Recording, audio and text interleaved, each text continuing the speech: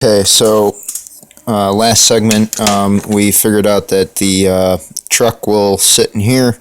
I'm thinking that we're not going to cut the ties half and half because we already have these glued down.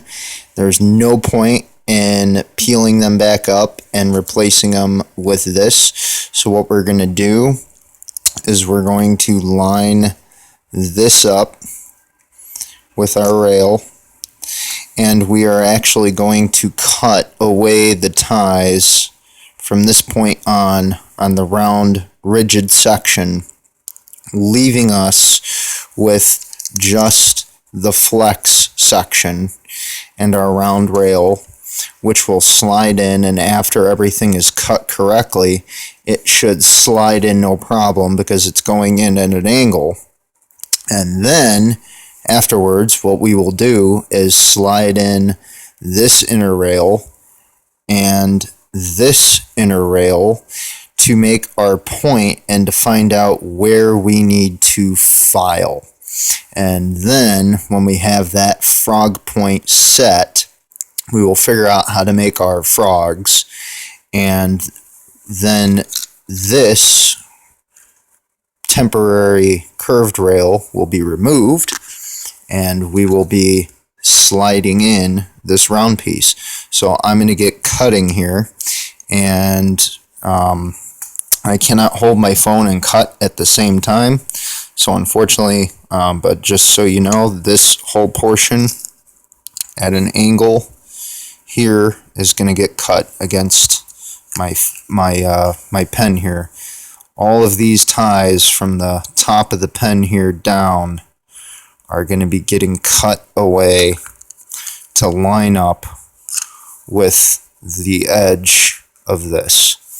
And when I get done with that, I will come back and we will adjust this and then glue it in place. Alright, we're back. Welcome back to the garage. This is the progress I have made so far on the cutaway of our rails. This is our round outside rail, which will be the turnout point. And we've just started cutting ties to go and more or less match what will be going into place. Still got a little more cutting to do, but then we will end up with our frog points. And of course, the nice thing about this is we'll have extra. So if we cut this off and we cut this off and we lose a little bit of rail in here, it's not a big deal because we can go and just slide this down, slide that down, file it down. This will remain in place. This will be epoxied into place, and then we'll be okay. And then we'll have this cut nice and flush. And actually, I lied. I am going to do a half and half. And what I'm going to do for the throw points is actually use a couple of the ties, the spikes, you could say, on here for my round one. And if possible, I'm going to try and save a couple here for my straight one. If it can't be done, it can't be done. I'll figure something else out, and I'll be back.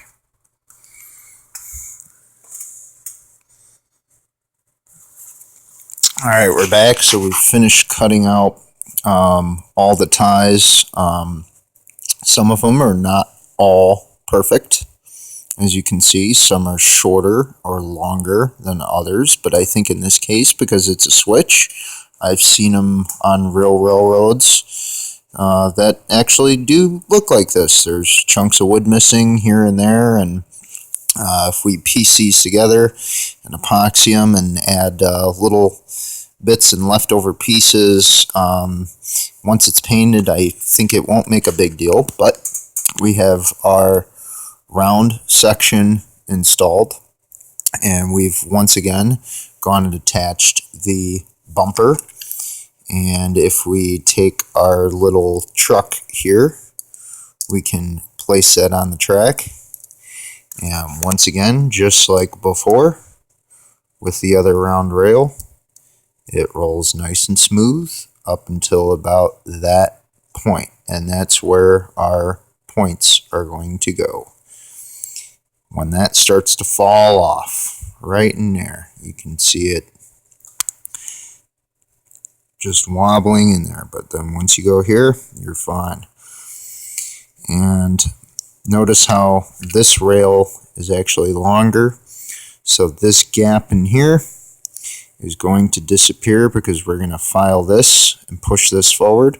We're going to file this and push this forward, and we're going to leave just enough space in there to go and lay a drop of epoxy and file that down to where they are insulated with each other.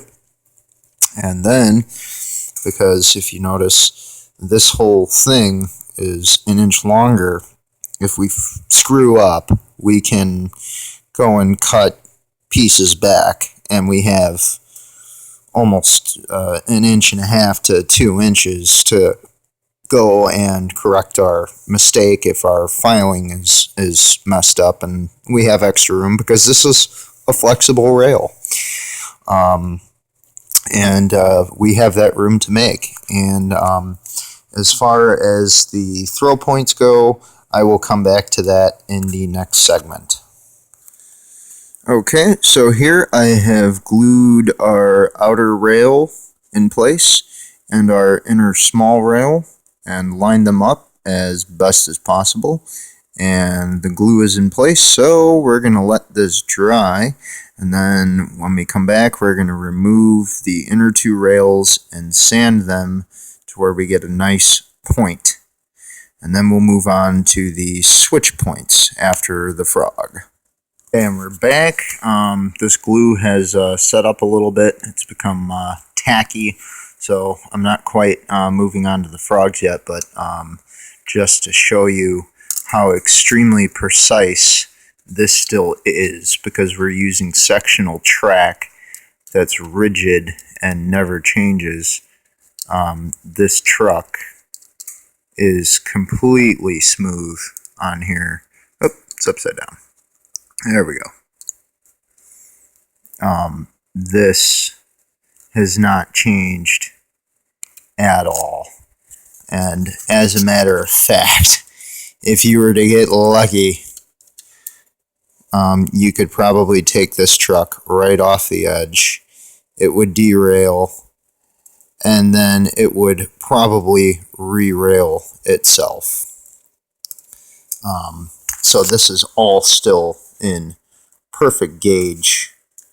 And I don't have any gauge tools or any special tools of that nature. I'm just doing this all freehand. But here's our truck. Look at how smooth that rolls. It's absolutely perfect. No issues there. This is still setting up, but here are the frog points that we are going to be sanding and joining together.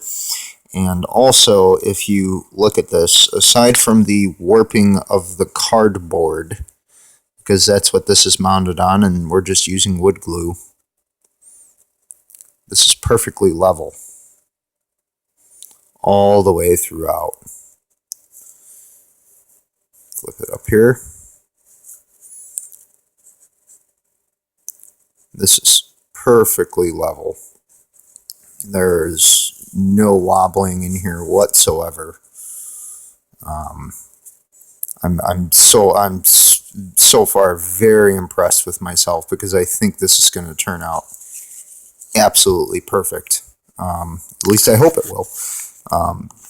We'll find out, but we still got to put in a frog, and then we have to somehow install our other rails here. So these are going to have to be sanded and cut.